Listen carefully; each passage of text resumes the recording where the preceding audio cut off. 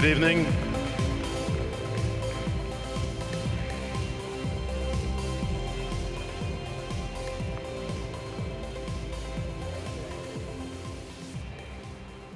Bonsoir à toutes et à tous. Je suis vraiment très heureux de vous accueillir ici ce soir, alors que c'est une date importante, puisque nous allons ouvrir un nouveau chapitre de notre histoire. Merci vraiment d'être avec nous pour cet événement qui est très important pour nous. Ce matin, nous avions 4000 représentants de notre réseau qui sont venus du monde entier et nous leur avons présenté pour l'essentiel ce que nous vous révélons ce soir. Ça explique que j'ai derrière moi une grosse zone de vide, puisque vous êtes un peu moins nombreux que 4000, mais très nombreux, donc merci d'être là. Vous bénéficiez donc des infrastructures que nous avons utilisées ce matin. Alors, nous sommes le 5 février, et cette date, vous savez, le 5 février, nous ne l'avons pas choisie complètement par hasard. C'est une date qui est tout à fait symbolique pour nous, puisque c'est la date anniversaire d'André Citroën. Et c'est aussi à cette date que nous avions révélé, il y a 5 ans, jour pour jour, la ligne DS et notre nouvelle signature, Creative Technology. Alors aujourd'hui, vous le savez, c'est la révélation de la Citroën C4 Cactus. C4 Cactus, c'est un véritable manifeste du nouveau positionnement de notre gamme Citroën.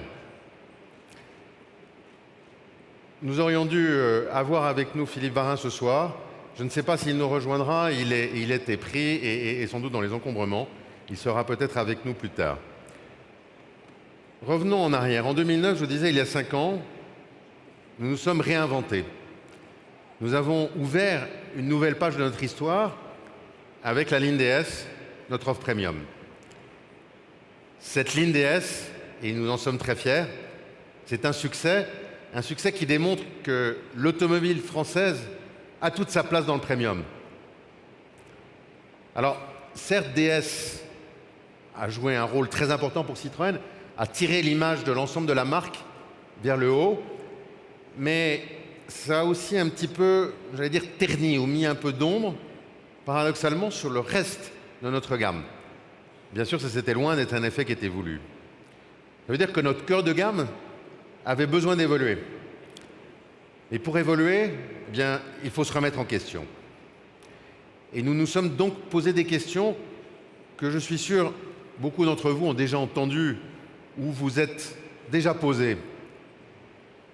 Par exemple, pourquoi est-ce que les voitures se ressemblent-elles toutes ?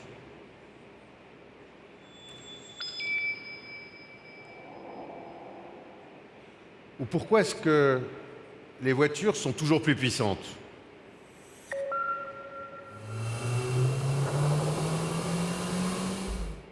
Et puis c'est bien de mettre de la technologie dans des voitures, mais est-ce qu'elle doit être forcément compliquée ?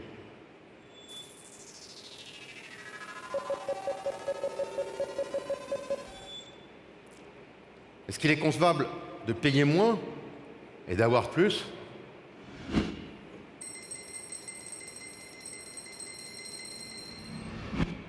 Et puis finalement, à quand une véritable nouvelle offre automobile ?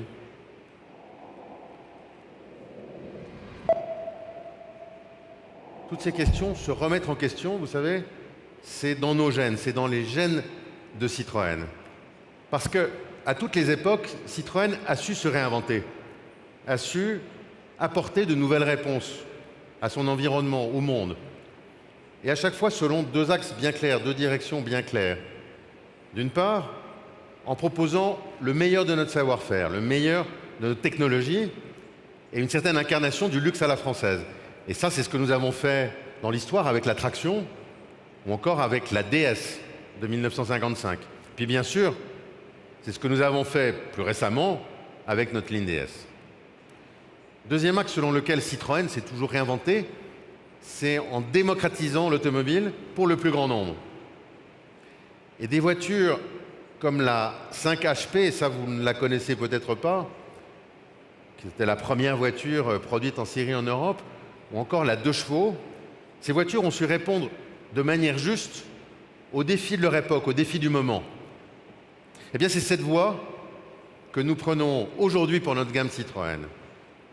parce que chaque époque a eu ses questions, et chaque question a vu sa réponse Citroën. Alors, rappelons-nous